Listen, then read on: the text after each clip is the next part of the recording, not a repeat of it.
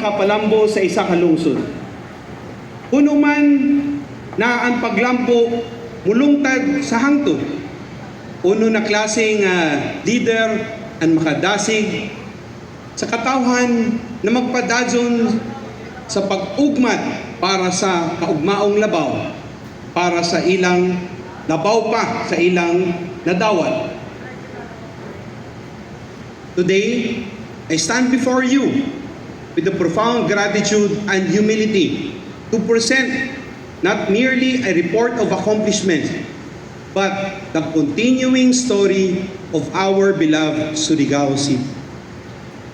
It is a story of perseverance, shared aspirations, and our unwavering commitment to good governance and public service. More importantly, it is a testament to the progress that we have achieved together in improving the quality of life of every Surigaono. As we continue carrying the responsibility you have entrusted to us, we remain committed to servant leadership and building a city where every Surigaonon can live with dignity, opportunity, security, and pride. The accomplishments we present here today are not just success of one administration alone, but the collective achievement of a people united in building a stronger, more resilient, and more prosperous Surigao City. Guided by the Sustainable Development Goals, Surigao City became one of only 4 cities in the Philippines to undertake voluntary local review, localizing the SDGs to align our priorities with global development standards. Together with the Institute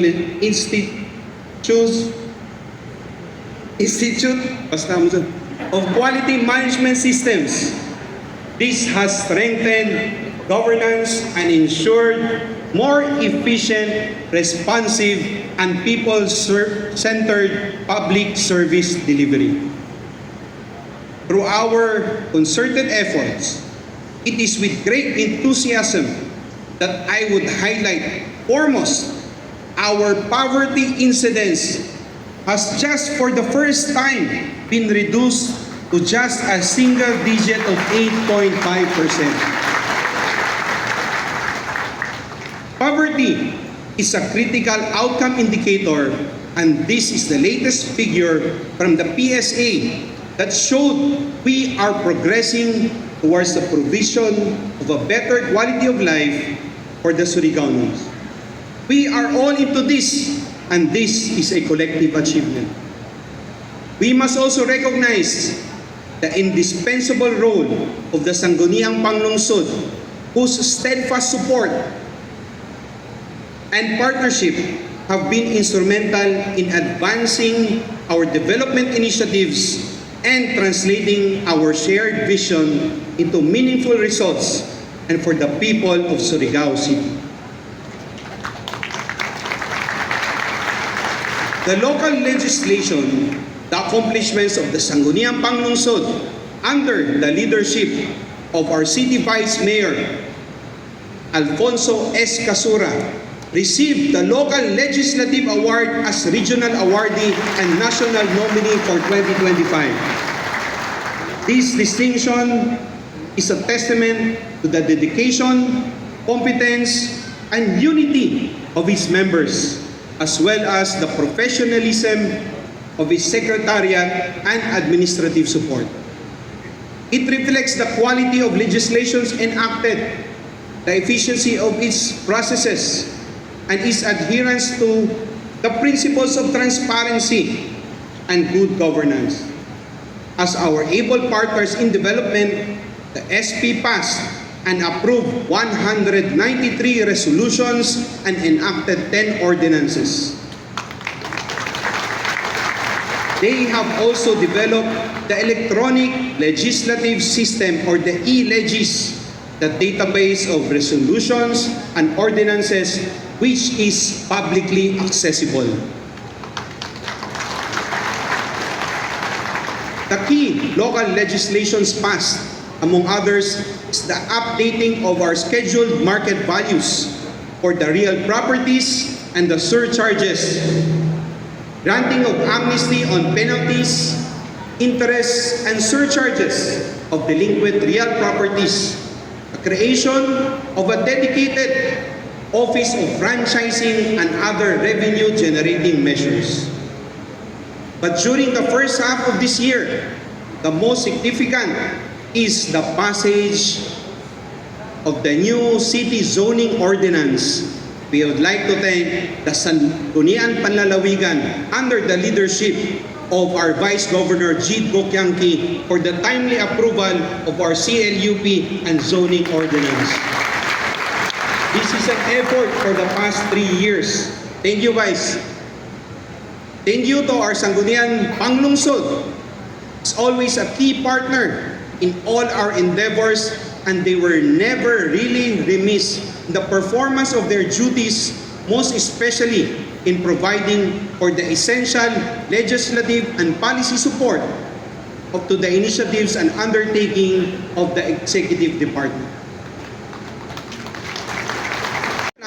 We strengthened our capacity for strategic governance by investing in leadership and innovation training. I challenged myself to undertake the Local Government Executive Management course of the Development Academy of the Philippines. While those after me, 3 department heads are currently enrolled with more to follow. Hindi lamang kung makapasa doon sa tunga. Also formulated our 2025 to 2028 executive legislative agenda and sustained participatory governance through the accreditation of 55 civil society organizations for the current term.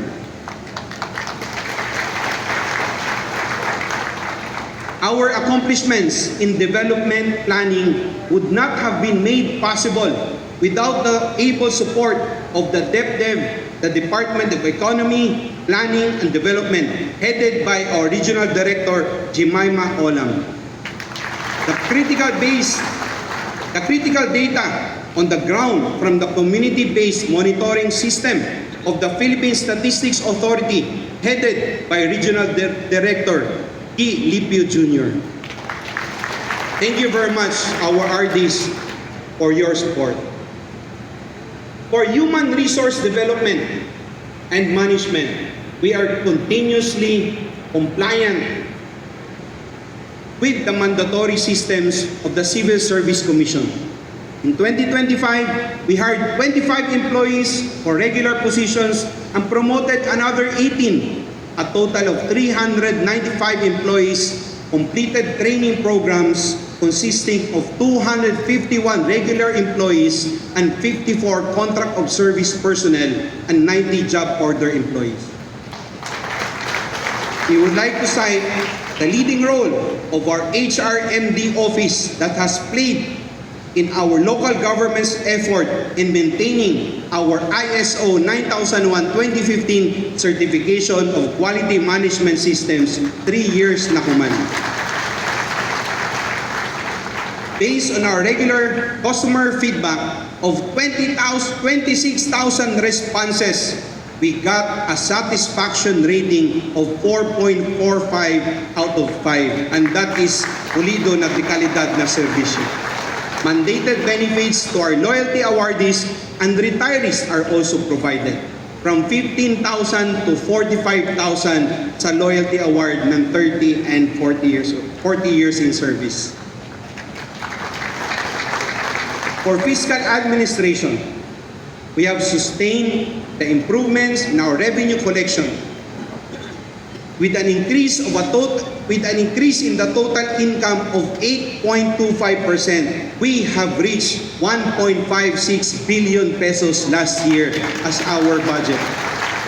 Out of that, the locally generated income also increased by more than 17% with the income from local sources reaching 322.3 million in 2025. The bulk of our local income comes from business taxes. 39%. The local business tax collection increased by 31% compared to 2024, with the major contribution coming from the reoperation of our PNPI or the Nonok mining. Real property taxes 16%, special education tax 15%, and regulatory fees 13%. For social development, particularly in education, which has specific targets under SDG 4, our approach remains centered in making both formal and non-formal education widely accessible, improve educational facilities, and strengthen support to our educators. In the year 2024 to 2025, education performance indicators for completion, graduation, and promotion rates remained high, with some indicators even surpassing targets. Our collections to the SEF increased to 58.4 million pesos from 57.6 million in 2024.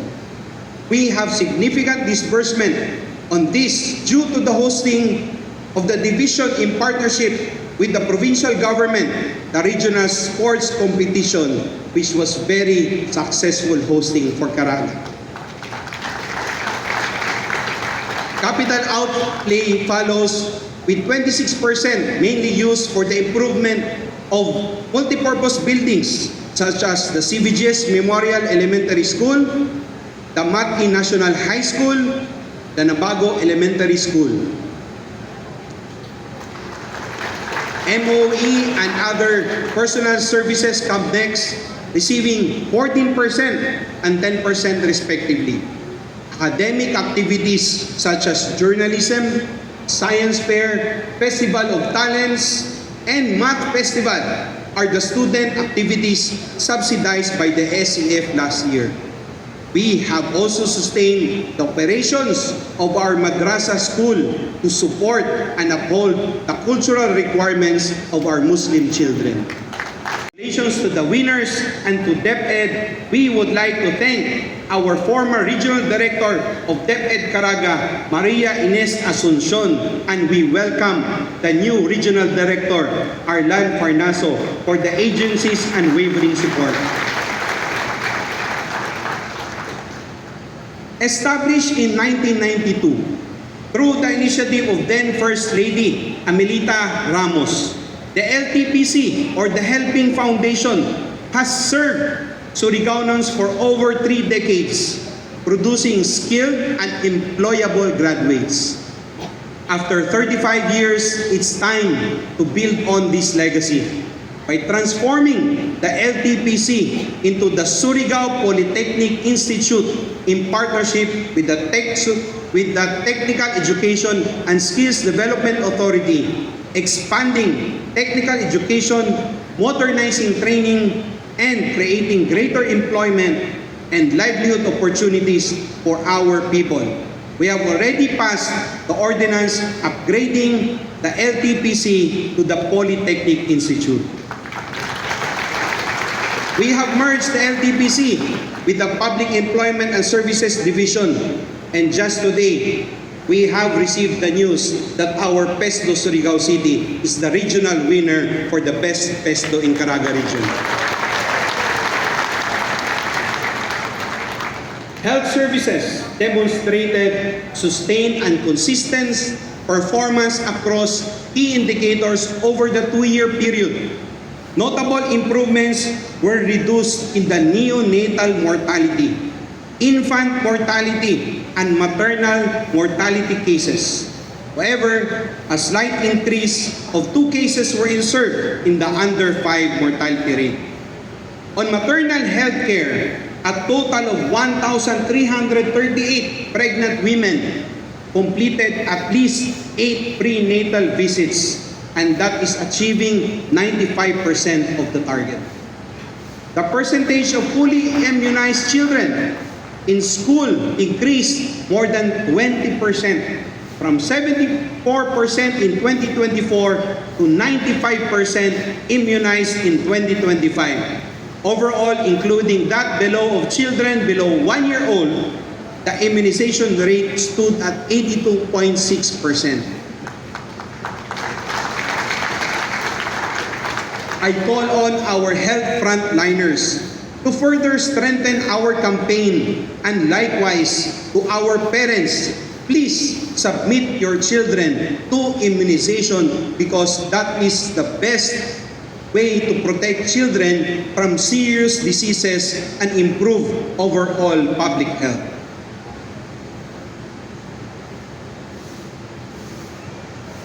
One of our frontline services that we bring to the barangays, our dental services, benefited 6,942 individuals. Our communicable disease and tuberculosis control efforts achieved a 93% treatment success rate. We continue to improve our existing healthcare facilities with the completion of the new health center in Barangay Taft. Another testament to our sustained recognition of the role that health and wellness play in the overall socio-economic development of our city. Ongoing improvement works is also being undertaken in our main health center to date. More than the improvement of our facilities is the equally important aspect of complying with the licensing and accreditation requirements. The recognitions that followed are just a validation of what quality management can do to this basic frontline service of the local government.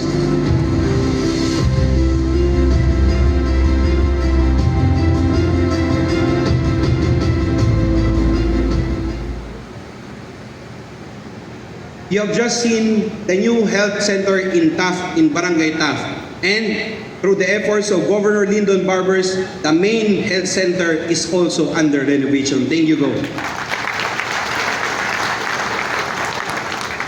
Let us thank the Department of Health for their support and our very own city health personnel for a job well done. The provision of emergency medical services to Surigaonons total 5,651 ambulance runs in 2025. This is a reduction from the previous 2-year period, signifying lesser emergency situations occurring in our city. We implemented various social welfare interventions aimed at addressing the needs of our low-income households, indigenous peoples, youth, children, the elderly, and persons with disabilities and other vulnerable groups. For early childhood care and development, 2,968 learners were enrolled in 93 child development centers and supervised neighborhood plays with learners provided supplemental feeding for 120 days. Capability building activities, monitoring, spot checking, and as well as implementation of the internal assessment of child development centers and child development workers were conducted. The local Council for the Protection of Children demonstrated strong commitment to the advancing of child welfare through policy development, capacity building, and advocacy initiatives promoting child-friendly, protective, and inclusive environment. In recognition of these efforts, Surigao City attained 72% in 2024 for child-friendly local governance audit and 86.51%, which is very ideal in the LCPC functionality audit. We continue to implement the assistance to individuals in crisis situation. More than 2.8 million various cash assistance benefited 2,614 individuals 6.5 million pesos were given as emergency shelter assistance covering 219 individuals and family food packs, kits, and other non-food assistance were also provided to 8,102 individuals. For the sources of our funds, these come from Senator Revilla, 5 million, Tingog Party List, and from Congressman Ace Barbers, 3 million, Senator Mark Villar, 5 million, Sap Lagdameo, 5 million, another from Congressman Ace Barbers, 5 million, and again from SAP Lagdameo, 20 million pesos. The Sustainable Livelihood Program recorded a total of financial accomplishment of 9.04 million benefiting 20 associations and 34 individuals. Our halfway support programs continue to provide the necessary services. Our Bahay Pag-asa is now a duly accredited facility. The residential street for children also provided 24-hour care to vulnerable children, admitting 25 children at risk and successfully reintegrating 14 with their families. Our Crisis Center for Women and Children handled 312 cases, while the inauguration of the Mental Health Care Center, a halfway facility, marked a significant step in providing dedicated support for the mentally challenged individuals and strengthening our local mental health services. Salamat kan Dr. Bauson because he has always been a volunteer in our center. After addressing the institutional requirements of gender and development, our policy support to the local LGBTQ community has never wavered. In fact, we have regularly celebrated the Pride Month now for 3 straight years. The Rainbow Connection organization leading this policy advocacy has always helped us in our People's Day initiatives. We would like to thank Queen Mother Doreen Barbers Servillas for their continued support. All these accomplishments is welfare services with in partnership with the Department of Social Welfare and Development, headed by its Regional Director, Mariflor Doliaga Ibang. Thank you very much. For peace and order, crime statistics showed a decrease in crime volume by 19%, or 234 incidents from 1,262 in 2024 to 1,026 last year. A total of 658 peace and order index crimes were reported, 269 were cleared, and 389 solved, while the Public Safety Index reported 368 incidents, 362 of these were solved, and 6 were cleared. Our police forces have maintained a high solution efficiency of 73.2%. Thank you kay Police Director Walin Dablo and our City Director Mariano Lucban. The campaign against illegal drugs resulted in the arrest of 66 persons, confiscating to more than 6 million pesos, and 54 cases were filed in court. But in March this year, our PNP operatives made a single large illegal drug bust worth 92.5 million pesos in Lipata Ferry Port Terminal. Police operations, regular conduct of mobile checkpoints resulted to the arrest of 87 wanted persons, 45 illegal gambling violators, 33 for theft and robbery and carnapping, 121 for loose firearms recovered, and 958 traffic violators. Grabe si Paredes. Our local PNP also successfully dismantled the notorious Philippine Tribal Government of the Philippines, or Dato Adlaw, a testament to the dedication and professionalism of the men and women of the Surigao City Police Station. Let us give a round of applause to our PNP headed by Colonel Mariano Lucban and Colonel Warren Dablo. The BFP responded to 44 fire incidents, including 15 residential fires and 11 grass fires. We extend our sincere appreciation to Fire Chief Superintendent and a warm welcome to Regional Director Hani Fritz Abangan GL and Fire Senior Inspector Bombom Quinto for the dedicated leadership and service. The PJMP sustained and improved the implementation of their various programs for the rehabilitation of and eventual reintegration of our persons deprived of liberty. Internal security protocols remain tight with no reported contrabands found during our regular conduct of Greyhound operations. Our jail, now a PDL population of 231, has achieved a jail guard PDL ratio of 1:4, way above the standard requirement of 1:7. Approvals for the preliminary subdivision plans and the environmental compliance certificates.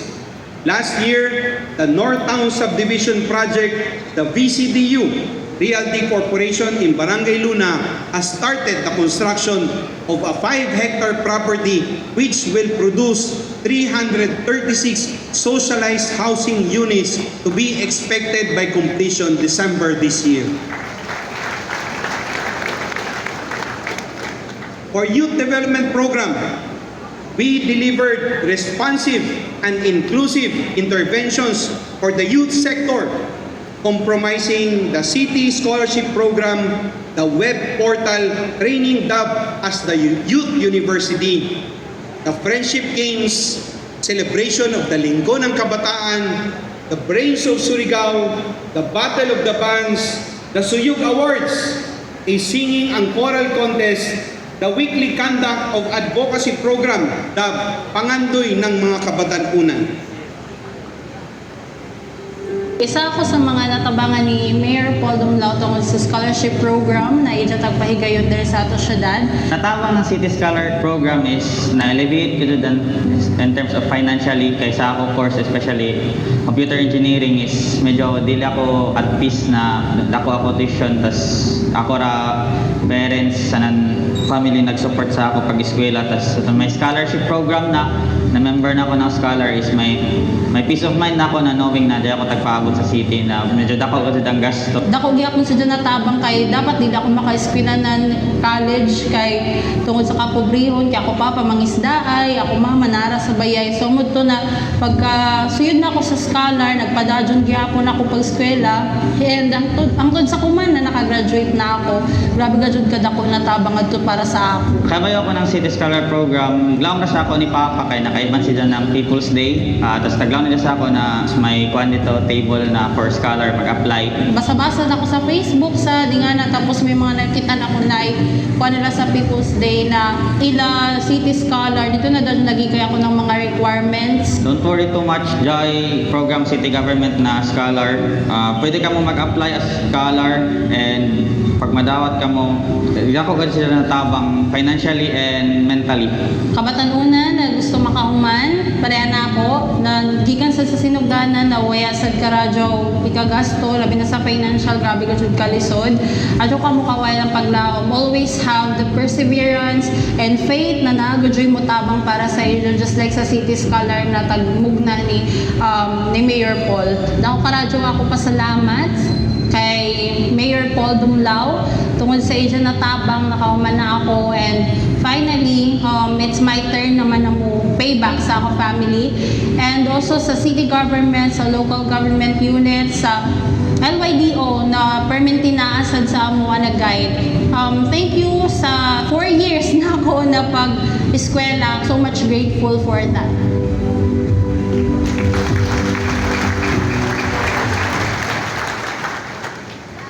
We have sustained our sports development program. We diversified our program and competitions.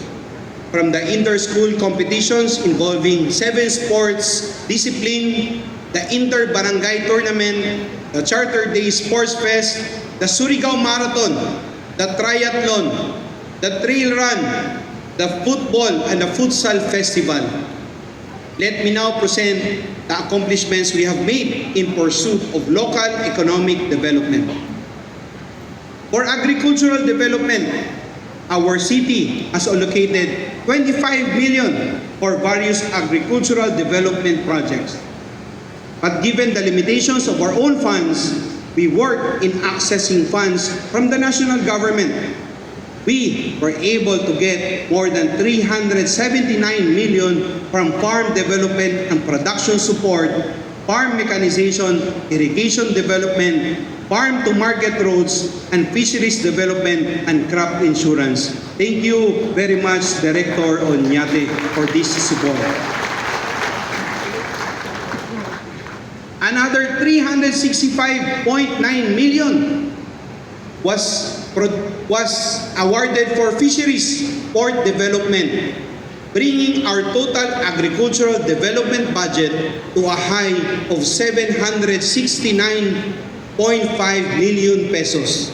Thank you to our Secretary Kiko Laurel of the Department of Agriculture for positively responding to our proposals through RD Ricardo Onyate. In irrigation systems development, we were able to get from DIA the development, repair, and improvement of various irrigation systems with the construction of solar-powered pumps, funding of more than 43 million pesos. For fisheries development, we implemented several livelihood support projects, the aquaculture and mariculture expansion project for lobster in Barangay Baybay, worth 5 billion pesos. Was done in partnership with BFAR. Another 2 million pesos project was implemented under the Cage for Livelihood project for bangus culture in Abago Mariculture Park. But a major undertaking is the ongoing development and construction of the DA-PFDA Regional Fishing Port Project, a dream by Governor Lyndon Barbers and Congressman Ace Barbers, and now Congressman Bernadette Barbers. For Phase 1, the project has cost 193.6 million and another 172.4 million for Phase 2 is now being implemented to become the Caraga Regional Fish Port Complex. Barangay Trinidad, with our city chosen among only 17 locations nationwide, the Dairy Box facilitated the promotion of locally sourced Carabao-based products and streamlined milk distribution in support to school-based feeding programs. This project was made through the support of Senator Cynthia Villar and earmarked to be implemented in Surigao City by Governor Lyndon Barbers.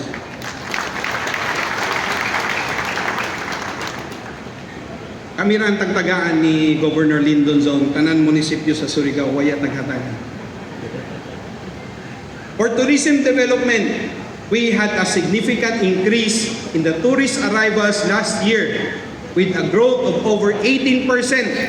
Tourist arrivals for 2025 is more than 250,000 pesos. Sorry, pero na nagpesos. 250,000. A FAM arrivals accounting for about 3% and also increasing by more than 16%.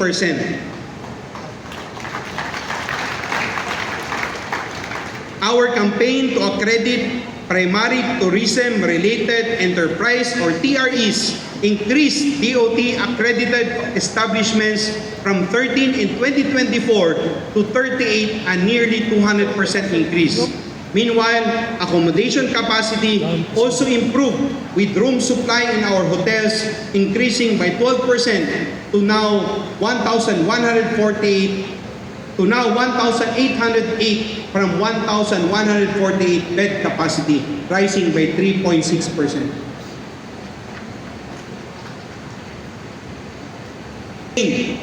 Our vibrant tourism calendar through the Bonok-Bonok Festival, Sakay-Sakay Akbayan Festival, Karadzawan ng Surigao Creative Festival, Tilaw Food Festival, our Charter Day, our Drum and Lyre Competition, our National Arts and Heritage Month celebration, the Battle of Surigao Street commemoration, and the Christmas Village and Light Up Ceremony.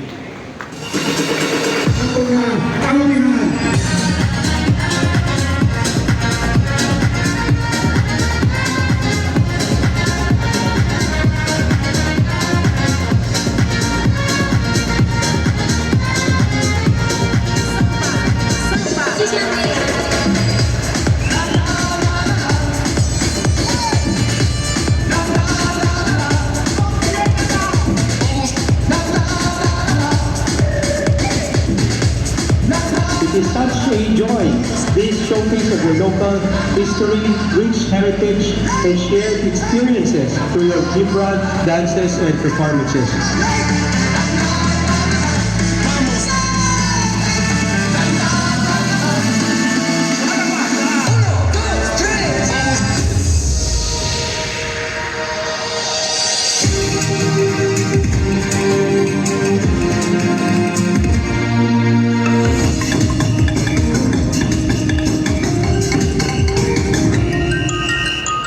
Through music, dance, and prayer, we remember the values of gratitude, community, and harmony with nature. Festivals like this show us who we are and where we come from. Kahigusang mga katauhan, Surigao, Puyawanon ka. Isadyaw ka ang maglamunan, Surigao. Kitang tanan magsayahong mapupuntaw. Harap pasalamat, Viva Señor, San Nicolas de Tolentino.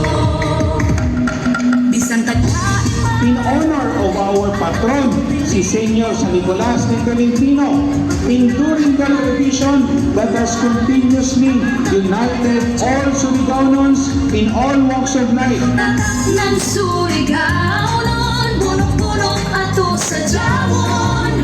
Pagpadadyon sa ganang aktibidad na kundiin maghatag sa plataforma ng mga kabatanunan ng Maradyaw-Karadyaw. Isa daw na ang paglamunan, Surigao.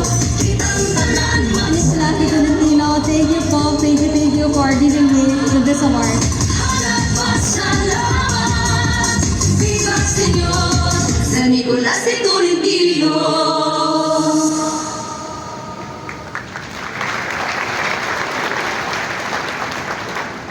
Tourism segment has also taken off through yacht tourism, attracting foreign investors with the support of our local personnel and interagency coordination.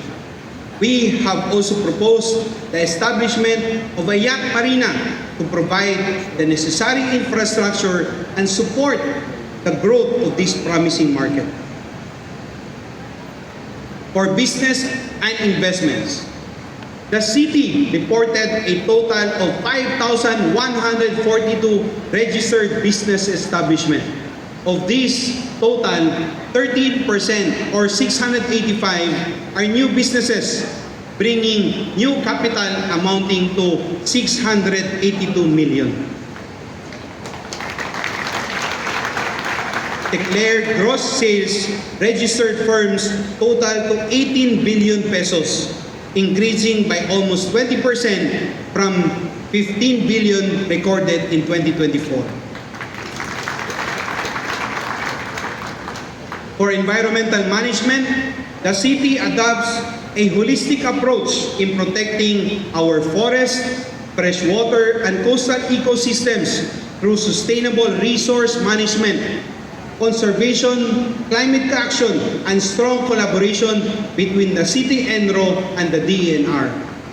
We sustain the development of our forest park in Barangay Cagniog and partner with government agencies, indigenous peoples, and other stakeholders to conserve the Eco Park in Sitio Brazil and protect the Parang-Parang watershed. Mga motorista sa lugar.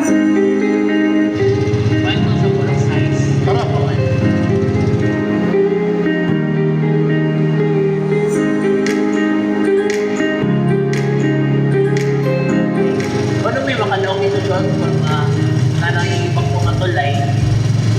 Dako ka yun, bahin ka pasahero or kaamo mga tricycle. Dako ang katabang ng gawin ng tulay. Kaya isang man gawin na pang-alternatibo natin yan, pasingod sa Sabang, San Juan, or Lipata.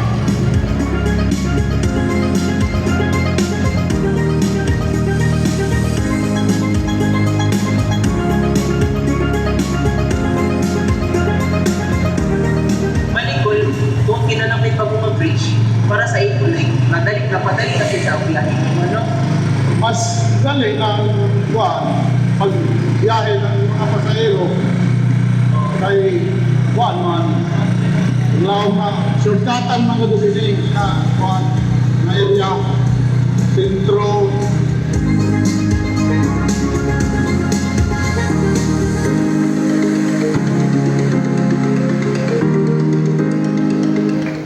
...2024 and 2025 was a milestone year for infrastructure development. Right after Typhoon Odette, we had an estimate of over 2 billion pesos in damages. But rather than waiting for national funds or from the OCD, the local government has exerted efforts to rehabilitate all damages from Typhoon Odette. And in 2024 to 2025 and even 2026, we have surpassed the mandated percentage of local infra, which has now amounted to 1.64 billion pesos, 244 infrastructure projects allocated under local funds. In 2024, 593 million. In 2025, 266 million. And now, in 2026, underway is 311 million pesos. One of the notable projects, our reconstruction of the multipurpose building in Barangay Luna, Surigao City. Rehabilitation of Barangay San Isidro multipurpose building in Surigao City. Rehabilitation of Barangay Punta Pilar multipurpose building in Surigao. Rehabilitation of Candaba multipurpose gym in Barangay Washington. Rehabilitation of Barangay Kagutsan multipurpose building. Reconstruction of Kabungbungan multipurpose building. Rehabilitation of Barangay Bilabid multipurpose building. Rehabilitation of Barangay Baybay multipurpose building. Reconstruction of Sidlakan multipurpose building, Barangay Sidlakan. Reconstruction of multipurpose building, Barangay Trinidad. Purchase of air conditioning unit and rehabilitation, Barangay Washington multipurpose hall. Reconstruction of Barangay Nabago multipurpose building. Improvement of multipurpose building in CBGS, Memorial Central Elementary School. Reconstruction of Barangay Mati multipurpose building. And reconstruction of Mariano Espina Memorial Central Elementary School in Barangay Taf, Surigao.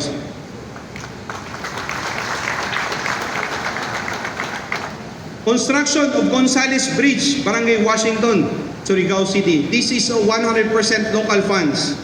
Construction of Pangabon Bridge, Barangay Bonifacio, Surigao City. Construction of Perico Footbridge in Barangay Anumar, Surigao City.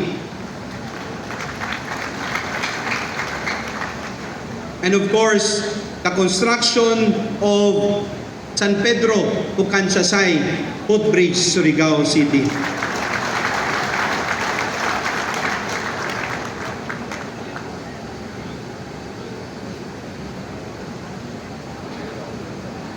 Rehabilitation of covered court in Barangay Alang-Alang.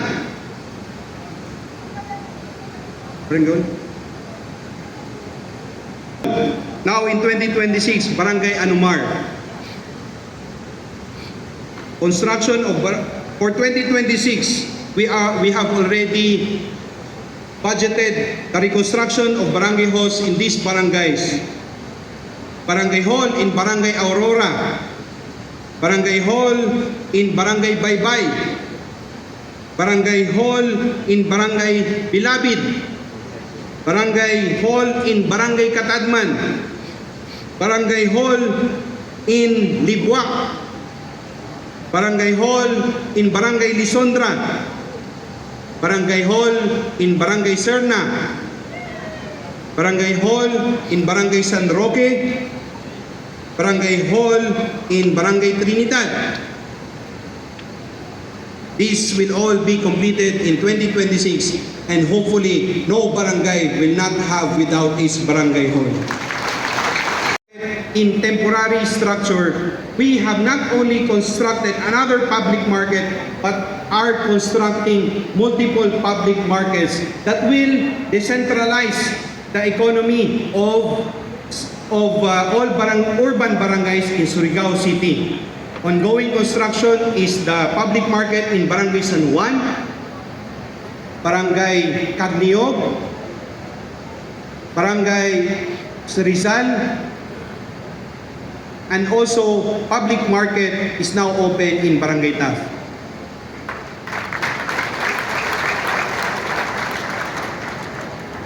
For the nationally funded projects under the General Appropriations Act of the Government of the Philippines and of the World Bank, through the efforts of our Congressman Ace Barbers, and now Congresswoman Bernadette Barbers, we have had a total allocation of 3.88 billion pesos for 2024 and 2025.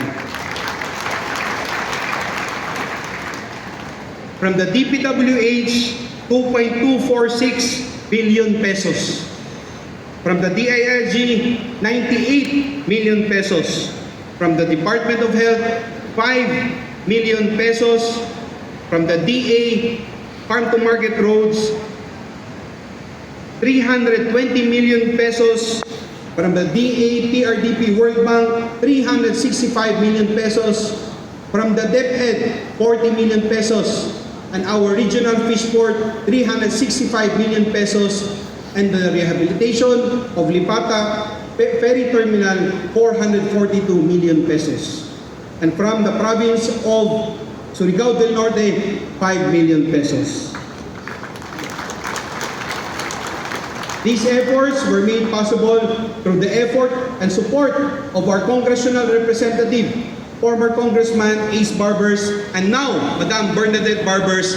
We were able to get a nationally funded projects from DPWH, 3.88 billion pesos infrastructure program for Surigao City and is allocated across key sectors. Roads and transport infrastructure, which includes construction of and rehabilitation of national and local roads, port access roads, bridges, pedestrian overpass, and installation of road safety and solar lighting facilities. Flood control and coastal protection covers construction of flood control structures, river mitigation works, seawalls, sabo dams, and drainage systems to reduce flooding risks and protect coastal communities.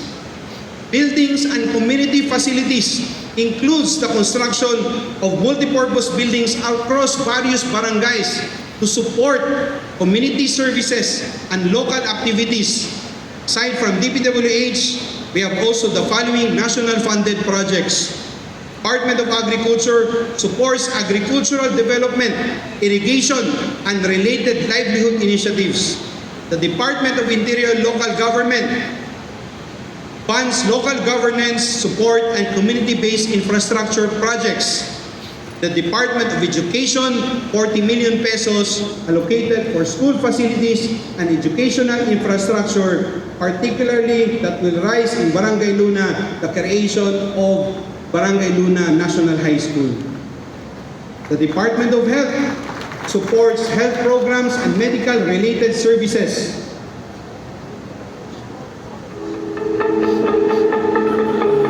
Kay Mayor Paul Donglao sa iyang pagpaimo na bridge diri sa Kandasay. As a student, ako ginatabang sa mga kay tungod sa like sa amo fellow student sa Barangay San Pedro na maka-cross na sila diri ng libre kay panguna nagpambot bayad-bayad 5-5. So po man is ako na ginatabang sa mga na dili na maglisod ng mga estudyante sa Barangay San Pedro na mo labang diri sa Barangay Kandasay sa para maato sa eskwelahan. So nagpasalamat ni kay Mayor Paul Donglao sa iyang tabang diri na mahimo ni ang bridge na diri.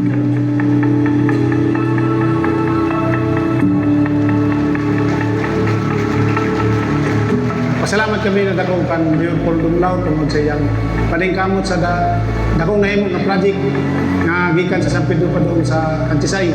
Ang mga trabahante nagpasalamat sila kan Mayor tungod kay dili na sila magbayad ng mga tag 600 ang buyan kada isa mag-travel ang sakiran ng pambot. Nagpasalamat sila kan dako kan Mayor. Kaya ang mga estudyante ng Mayor Pauls magpambot para magka-eskwela. Ang mga trabahante sa PNPI magpambot kasi dito pag-abot dito ang baktas. Pero sa ato taghimo na tulay ko man dili ra ko azar man sa panahon pwede pa kamo makadayan sa motor.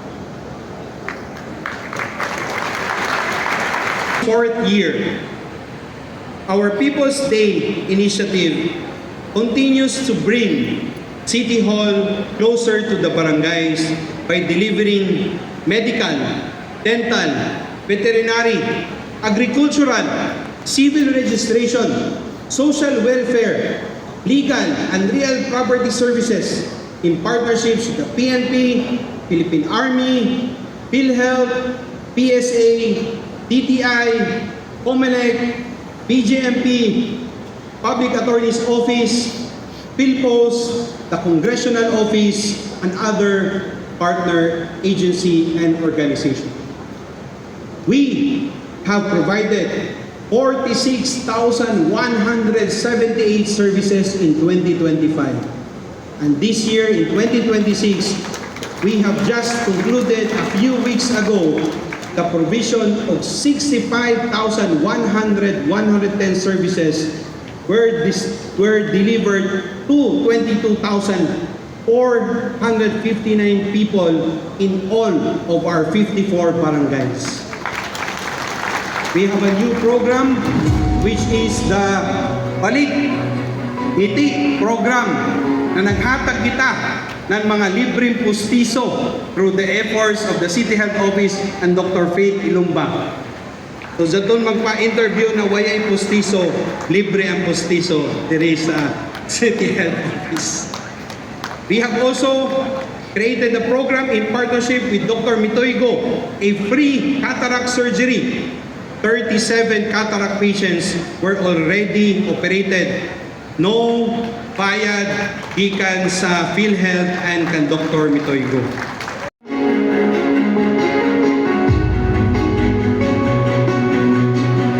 Nako ra gazon mensahe diri is mensahe ng pasalamat sa ato tanan na jaon diri. Kay ini People's Day dili ni kung tungod sa ako, tungod ini sa ato tanan. Sa ato ato pagtinapangay, nahimo nato ang People's Day, gikan pa sa 2023, human 2026, ikaupat na nato na tuig.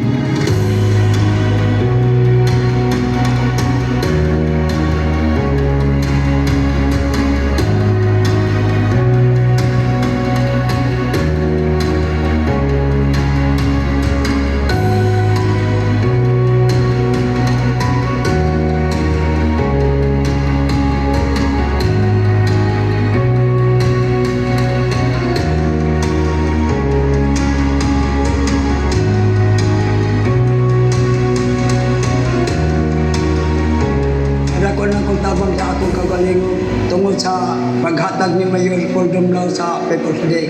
Magtawag sa center nga ang 54 ka barangay hatagan o napuyo ka, membro ka, senior citizen. Usa ako nga nagdadig nga nagpasal.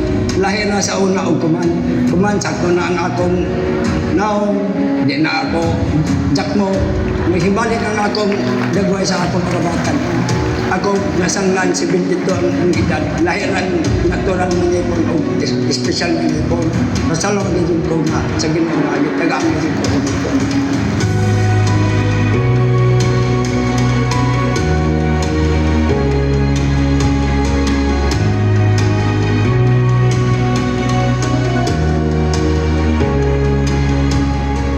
Inin ato People's Day, hago ini sa Karadzaw.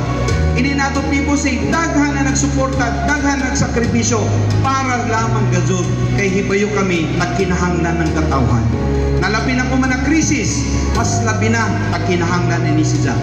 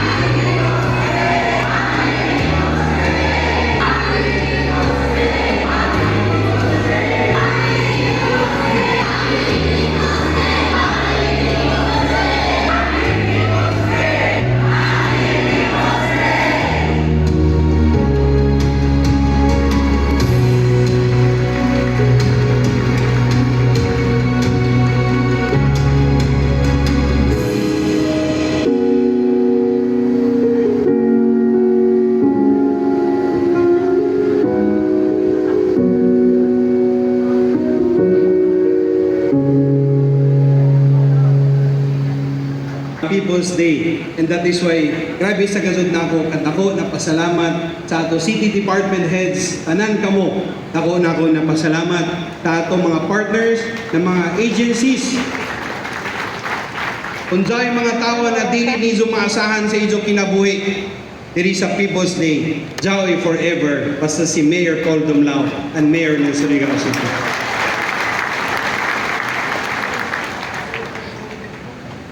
Allow me to present to you the highlights of what we will be pursuing this year and in the years ahead.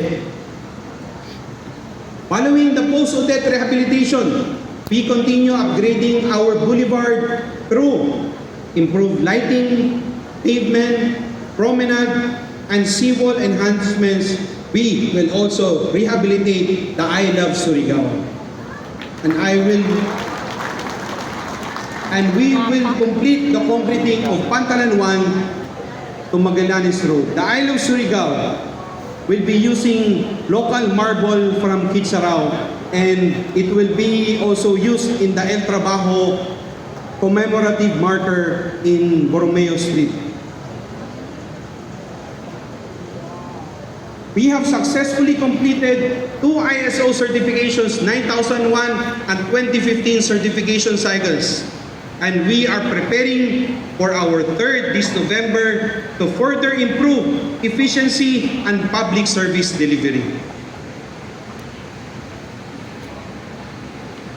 We have also enhanced our business permits and licensing system through online payments and are developing an online building permit system to streamline and digitize permit processing.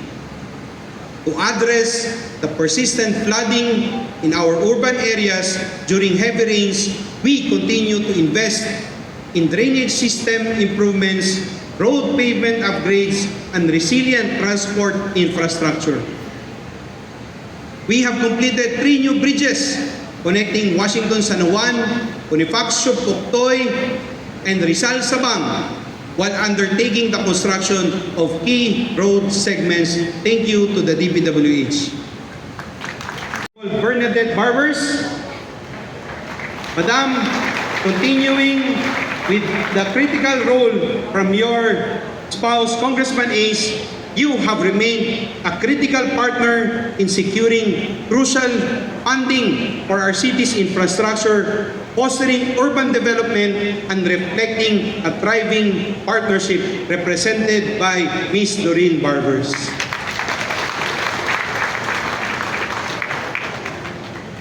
Our Governor Robert Lyndon Smith Barbers, your alignment of provincial resources with our city's need has greatly enhanced our initiatives in all sectors.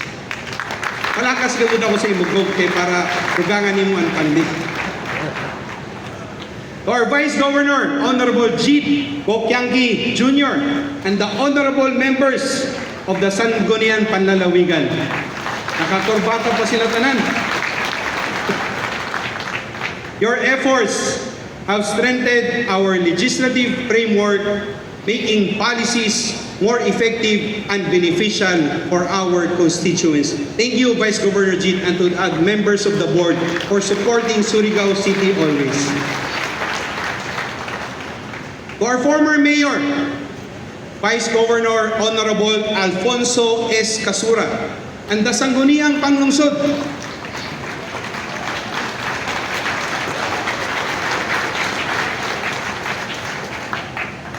Mayor, your leadership and guidance have been crucial and in the well-being and the advancement of the lives of all Surigaonos. Thank you very much sa mga konsihal nato and to Mayor Pons Casura.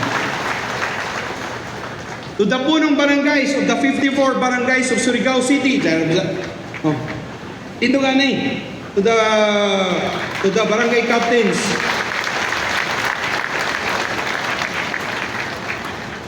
your deep understanding of community needs is vital for the localized implementation of our plans and programs.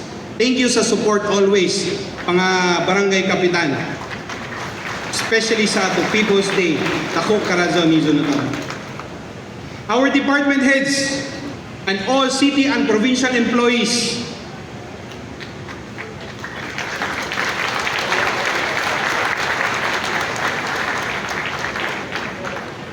your dedication ensures efficient administration and service delivery, serving as the backbone of our government operations.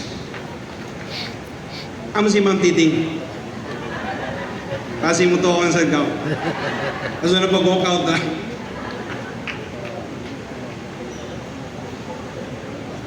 To the heads and employees of the national government agencies, the members of the academe, representatives of the civil society organizations, and the private sector,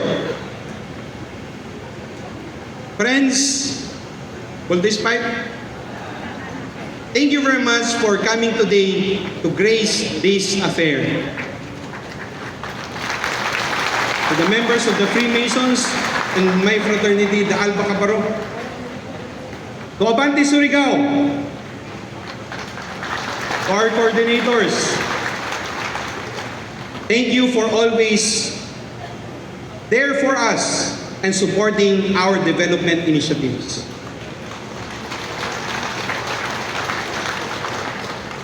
One year in our second term and fourth year in our office, we remain committed to serving the Surigaonons, not ourselves or any political interest.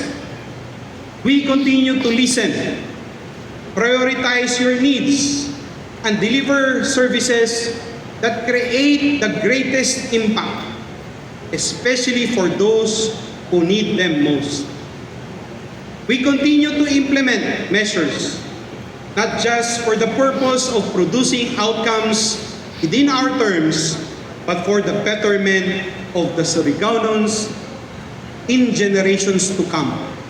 As I have said before, we are your servant.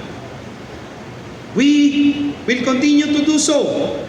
Mag-iban gihapon kita ug sa moumabot pa na mga katuigan kita gihapon.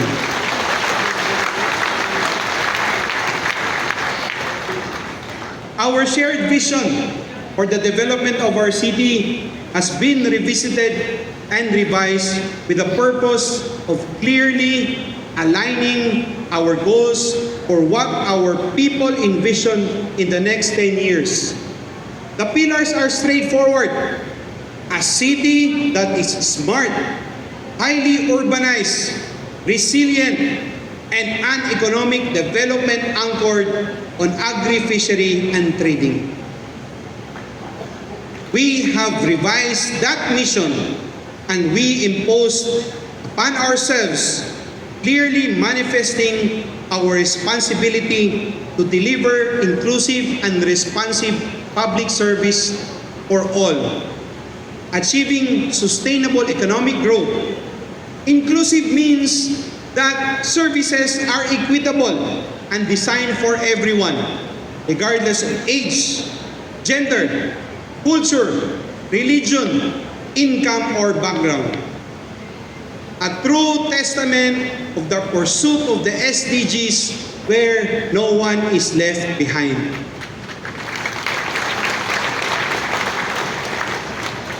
Being responsive is listening to the needs of all Surigaonons and acting on them quickly and effectively. And finally, sustainable economic growth means developing our communities in the long term without harming the environment and allowing the use of resources for generations more to partake.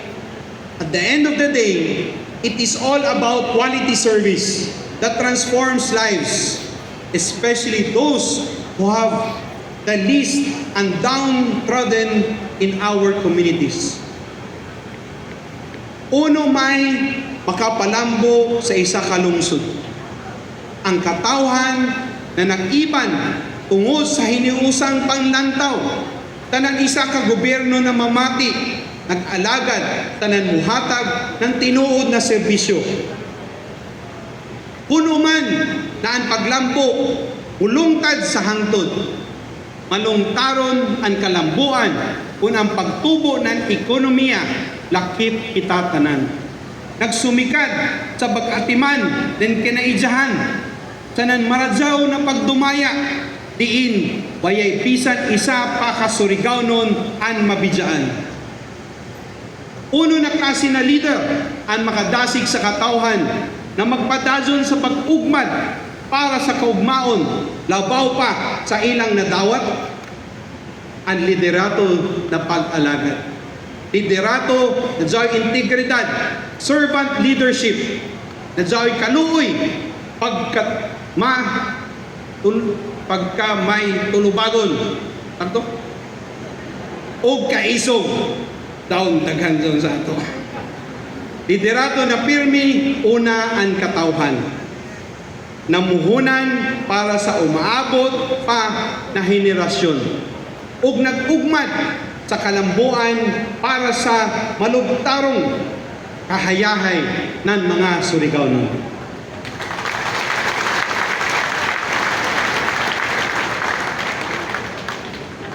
Sa serbisyong pulido sa nangdekalidad, abante kita tanan sa pagkakot sa tagtinguha ta nakalambuan para sa mga batang Surigao.